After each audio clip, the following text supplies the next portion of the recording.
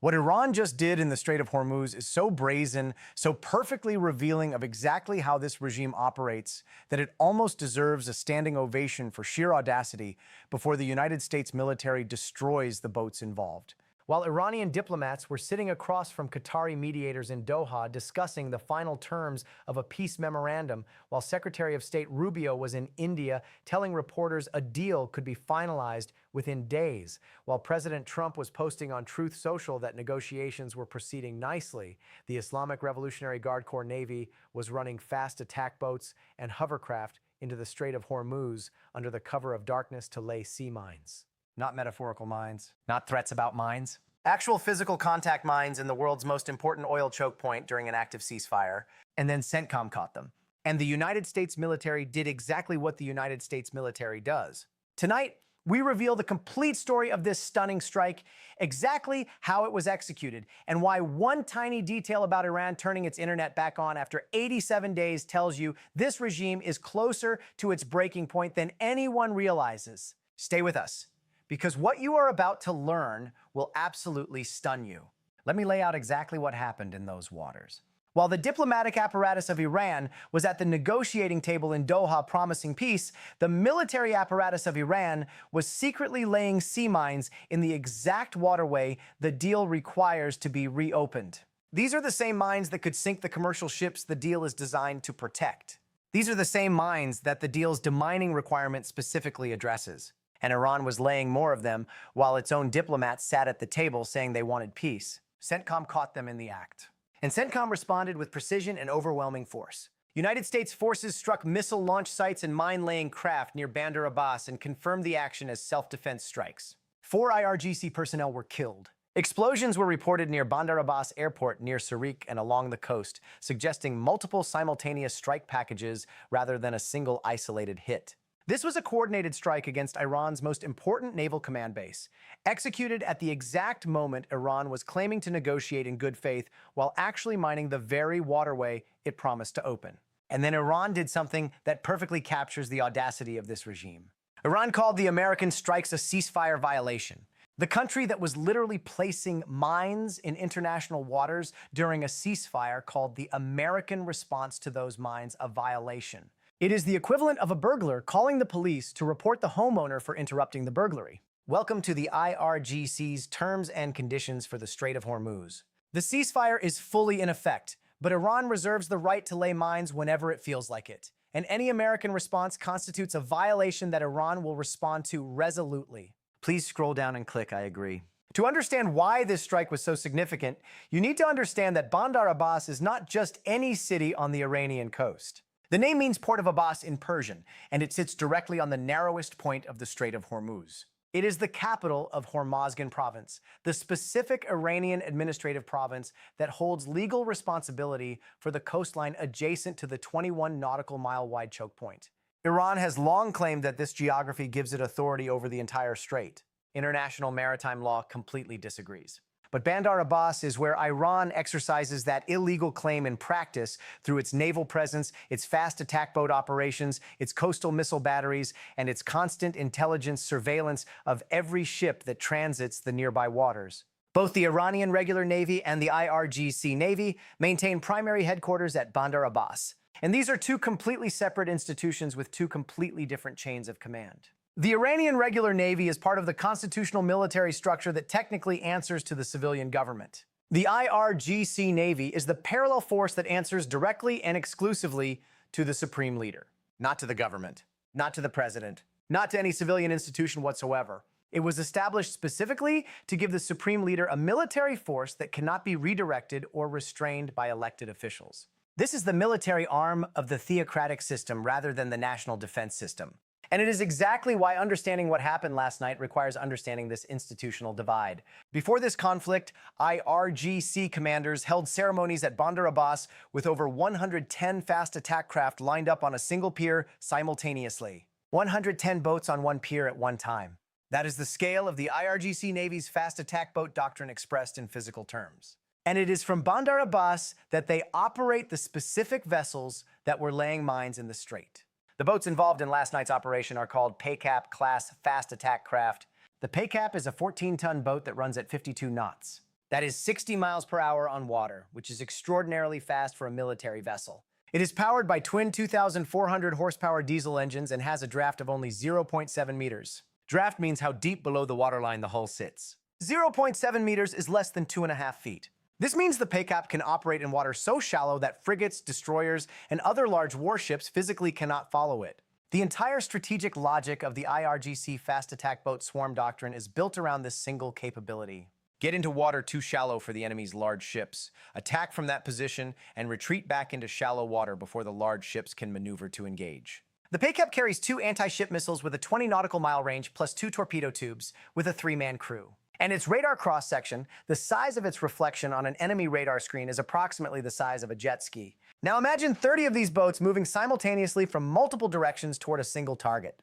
Even an Arleigh Burke-class destroyer running the Aegis combat system in multi-target tracking mode faces a genuine engagement problem when 30 radar returns the size of jet skis are approaching from multiple vectors at once. This is why the IRGC Swarm Doctrine is taken seriously by naval planners, even though the individual boat looks small. The swarm is not 30 small threats. It is a coordinated saturation attack designed to overwhelm the finite number of interceptors on any single warship. The hovercraft involved in last night's mine-laying operation add another layer of operational complexity. Hovercraft ride on a cushion of air rather than displacing water, which means their acoustic signature is dramatically different from a conventional hull, and their thermal signature is different as well. Mine laying from a hovercraft is a specific operational capability because the hovercraft can move across very shallow water, place mines, and retreat faster than any hull displacement vessel can respond.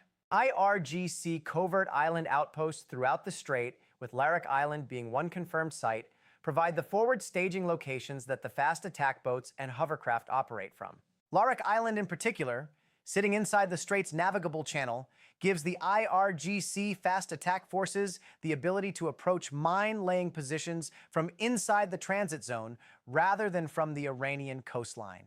This reduces the detection window that American surveillance assets have to identify the operation before it completes. Underground speedboat storage built along the strait's coastline provides concealment between missions that makes persistent surveillance harder. These are not improvised guerrilla tactics. They are a 30-year developed operational doctrine built around the specific geography of the 21 nautical miles of water that CENTCOM is enforcing. Now let me give you the strike itself, because understanding the likely kill chain of what happened last night tells you exactly how the American military executes precision strikes against a defended coastal target while maintaining the ceasefire framework and denying Iran any legitimate escalation justification. CENTCOM deliberately did not specify which weapons or platforms were used, and that ambiguity is operationally significant. Not announcing the specific weapons prevents Iran from building targeting solutions based on operational patterns. But the target set tells you the engagement geometry. The first likely candidate for striking the mine-laying boats is the MQ-9 Reaper drone. The MQ-9 was already flying continuous overwatch at 50,000 feet over the strait, carrying Hellfire missiles. A Hellfire from an MQ-9 is precise, has low collateral damage, and can track moving targets in real time through darkness and sea spray using its multispectral targeting system. When IRGC boats are running mine-laying operations under cover of darkness, the MQ-9's combination of radar and targeting systems gives it the ability to discriminate between mine-laying boats and civilian fishing vessels, track the boats from the moment they leave their pier, and maintain firing solution continuity throughout the entire approach, deployment, and retreat cycle. The Hellfire arrives before the boat crew even knows it has been targeted. The second candidate is the F-18 Super Hornet operating off a carrier in the Gulf of Oman, potentially carrying standoff glide weapons with a 70 nautical mile range. That range means the Super Hornet can release the weapon and remain well outside the range of any portable air defense weapon an IRGC boat crew might carry. The boat crew cannot shoot at what they cannot reach. The most technically sophisticated element of the strike is the suppression of Iran's air defense systems. CENTCOM's statement mentioned striking missile launch sites near Bandar Abbas alongside the mine-laying boats. These missile launch sites are almost certainly Iran's Bavar 373 surface-to-air missile system, a domestically produced long-range air defense system claiming a range of over 100 nautical miles. Iran has deployed these systems along the Bandar Abbas coastal belt specifically to threaten any American aircraft operating in the blockade enforcement zone. Suppressing these systems requires a specific three-step electronic warfare and kinetic sequence. Step 1 is the EA-18G Growler, the electronic warfare variant of the Super Hornet. The Growler broadcasts powerful jamming signals across the radar frequency bands the Bavar 373 uses, degrading its ability to track incoming American aircraft. Step 2 is the F-35C, whose advanced radar operates in low probability of intercept mode while simultaneously flooding the Bavar's radar frequencies with additional interference. The combination of Growler jamming from outside and F-35C radar flooding from a stealthy platform creates the engagement dilemma that the suppression of enemy air defense sequence is designed to produce. Step 3 is the AGM-88 HARM, the high-speed anti-radiation missile. When the Bavar 373's fire control radar turns on to try to develop a track on incoming aircraft, it broadcasts its own location through the radar emissions it generates. The HARM homes specifically on those radar emissions, following the radar beam backward to the source at twice the speed of sound. The radar that turns on is the radar that dies. This is the fundamental logic of these operations. The most dangerous thing an Iranian air defense radar operator can do when American electronic warfare aircraft are in the area is turn their system on. And based on reports of explosions near Bandar Abbas airport, where significant Iranian air defense infrastructure is positioned, those radar sites made the wrong choice. The IRGC Navy commander overseeing Bandar Abbas operations is Admiral Alireza Tangsiri. This is the man who once told international media that Iran could close the Strait of Hormuz in less than an hour.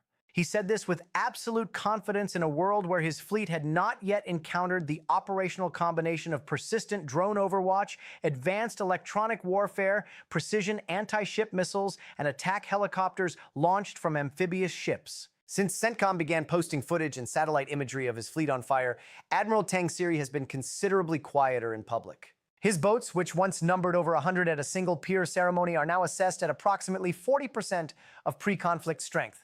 His claim that Iran could close the strait in an hour met the operational reality that CENTCOM was closing his boats' operational lifespans in about 5 minutes per engagement. But Tangsiri is still in command. His remaining boats are still operating, and someone in the IRGC command structure authorized the mine-laying operation last night during active peace negotiations. That authorization tells you something critical. The IRGC military faction has not been brought under control by the civilian diplomatic faction sitting at the table in Doha.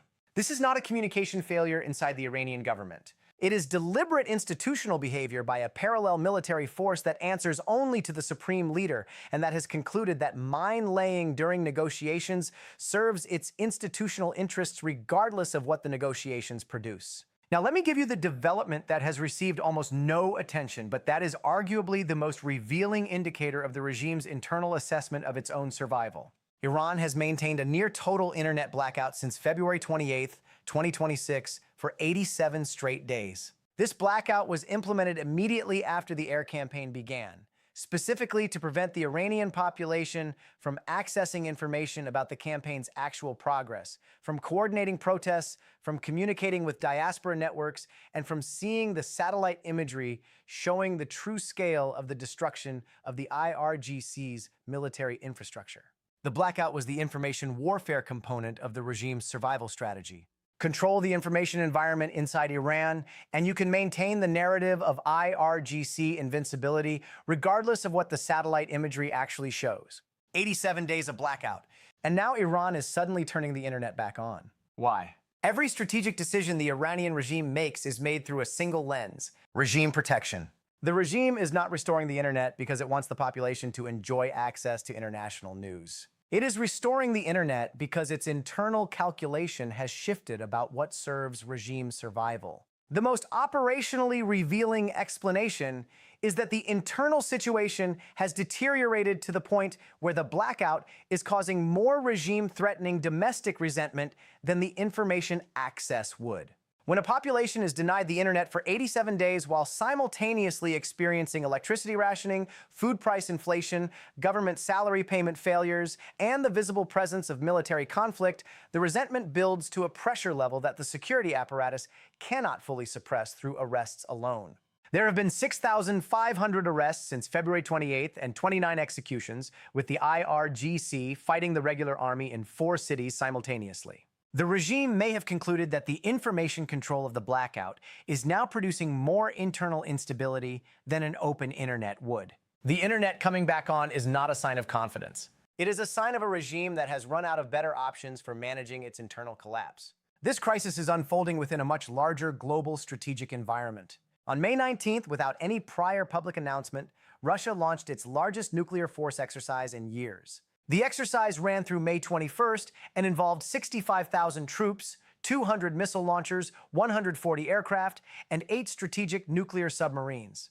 During this exercise, Russia fired live nuclear delivery systems in operational test conditions. A live intercontinental ballistic missile from a ground-based silo, cruise missiles fired from a surface ship, and a submarine-launched ballistic missile fired from the Barents Sea. Belarus participated as a full partner for the first time, with Belarusian forces practicing the integration of Russian nuclear weapons on their territory. Nuclear exercises are supposed to be announced in advance to the international community specifically to prevent the misidentification of a test launch as an actual nuclear attack. Russia did not make that announcement. This was the same week Russia fired a nuclear-capable hypersonic missile at the Kyiv region for the third time in the war. The pattern is clear. Russia is using nuclear signaling as a psychological pressure campaign against NATO's willingness to continue supporting Ukraine. The test launches are evidence that the systems work. The hypersonic strike on Kyiv is evidence that the systems get used. The combination within the same week is the strategic message that Russia's nuclear coercion is backed by demonstrated operational capability. Now let me bring all of these threads together. Iran is running 2 simultaneous tracks. The diplomatic track, where the civilian faction is at the table in Doha trying to close the deal. And the military track, where the IRGC's operational commands are laying mines, rebuilding coastal air defense systems, and conducting every form of operational activity their remaining capabilities permit, while the ceasefire framework provides diplomatic cover. These 2 tracks are not coordinated with each other. The mine-laying happened during active negotiations without the diplomatic faction's awareness or authorization. That is the clearest possible expression of the fracture inside the Iranian decision-making structure. The faction that controls IRGC military operations is not taking direction from the civilian diplomatic apparatus trying to close the deal. Admiral Tang Siri said he could close the strait in an hour. CENTCOM is demonstrating that it can close his fleet's operational capacity 1 boat at a time. The rules of engagement are clear. Mine-laying boats are legitimate targets. The enforcement of that rule requires no new authorization, no new presidential order, no new congressional consultation. It falls within the existing self-defense authorization that has been in place since the ceasefire began. Every mine-laying boat CENTCOM destroys is a boat that is not laying mines. The math is not complex. Both sides are maintaining what can only be described as a diplomatic fiction. Iran says the American strikes are a ceasefire violation. America says the mine-laying was the violation and the strikes were self-defense. Both sides claim the ceasefire is still in effect. Neither side wants to be the one that formally declares it ended. America does not declare it ended because the ceasefire provides the framework within which the deal can be signed. Iran does not declare it ended because formally ending the ceasefire means the full military campaign resumes immediately with everything the IRGC's battered military structure cannot withstand. Secretary Rubio said a deal could be done within a couple of days. That is the most optimistic American public framing of the timeline offered so far. The mining and the CENTCOM strikes have not ended the negotiations. Both sides are publicly maintaining the ceasefire framework even as both sides conduct military operations within it. The regime turning the internet back on after 87 days is the internal indicator that the survival calculation has shifted. The IRGC laying mines during negotiations while 4 soldiers die in the CENTCOM response is the military indicator that the IRGC faction has not authorized any uranium surrender.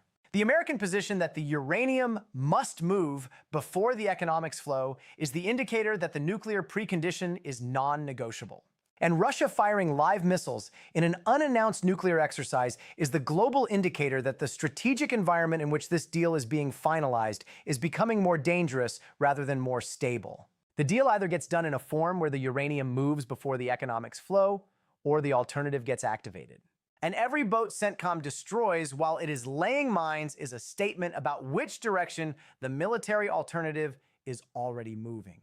The bottom line is this. The IRGC built Bandar Abbas over decades to be the operational center of their Strait of Hormuz strategy. They held ceremonies with 110 boats lined up on one pier and called it invincibility. CENTCOM is methodically demonstrating that invincibility has an expiration date. And last night, that date was enforced again with self-defense strikes on missile launch sites and mine-laying boats that sent 4 IRGC personnel to the bottom of the very strait they were trying to close.